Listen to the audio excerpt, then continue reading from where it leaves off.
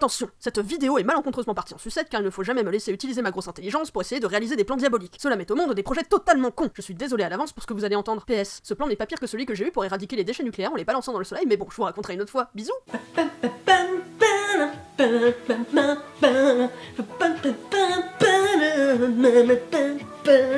Mesdames, mesdemoiselles, messieurs, bonsoir.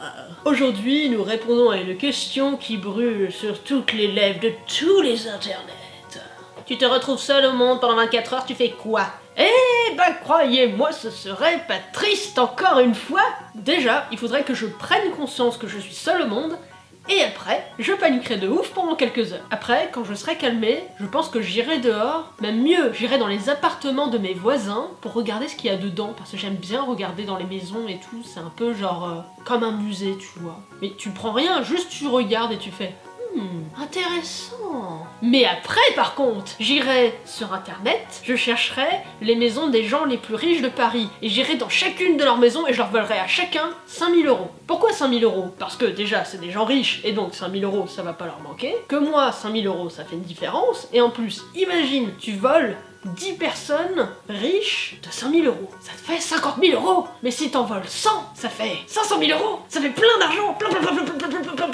Donc tu les voles tous, à moins que tu prennes plus de 5000 € pour les très riches. Ah oui, il faudrait faire un diagramme avec les riches. On me dit dans l'oreillette que je viens d'inventer les impôts. C'est terrifiant. Bref. Imagine. Les super méga riches, tu les mets dans une tranche comme ça, et eux, tu leur voles 10 000 €. Non, tu leur voles 20 000 € parce qu'ils gagnent des millions par mois, donc s'ils ont moins 20 000, c'est pas grave. Après, il y a les riches, genre un peu moins riches que les très riches, mais riches, et eux, tu leur voles 10 000. Après, il y a les riches qui sont bien quand même, tu vois, genre qui gagnent, ils gagnent 50 000 € par mois. Eux, tu leur voles 5 000, tu vois, comme ça, il leur reste 45 000, ça va, ils peuvent faire le mois, tu vois. Et là, t'es méga riche à ton tour, c'est trop fou. Et voilà, t'es plus pauvre. Solution toute trouvée. Mais je pense que j'irai chez un riche que j'aime pas, tu vois. Un riche que je trouve super méchant, genre Manuel Valls ou Fillon, parce qu'il doit rendre l'argent. Et eux, ouais, les deux, je vole les deux parce que je les aime pas et qu'ils sont méchants. Et bah eux, je leur vole beaucoup, eux, je leur vole 100 000 € chacun.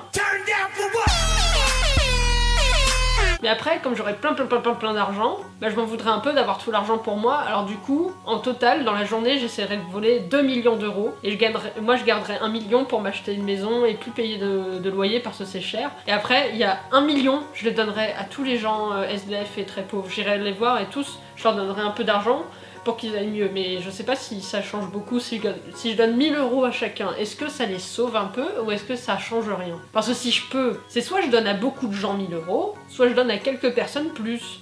C'est compliqué, faut...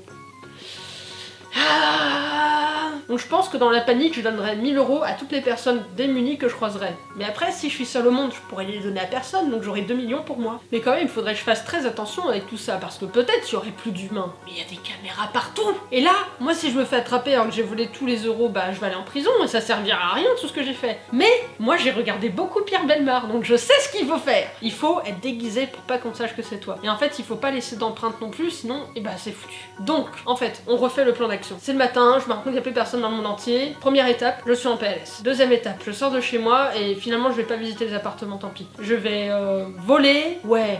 Non, je vais voler... En fait, au début, je voulais voler des vêtements, mais c'est pas très honnête pour les vendeurs, donc non. Mais pour me déguiser, pour me cacher, je vais voler... Non, je sais, je vais dans un Non, attends. Je vais dans un magasin de déguisement... Non, dans un magasin de mascottes, et je vole une mascotte de...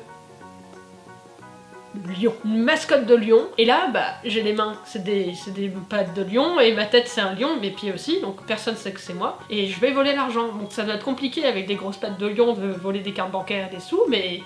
On me précise qu'il risque d'y avoir une caméra dans le magasin de mascottes. Donc, attends.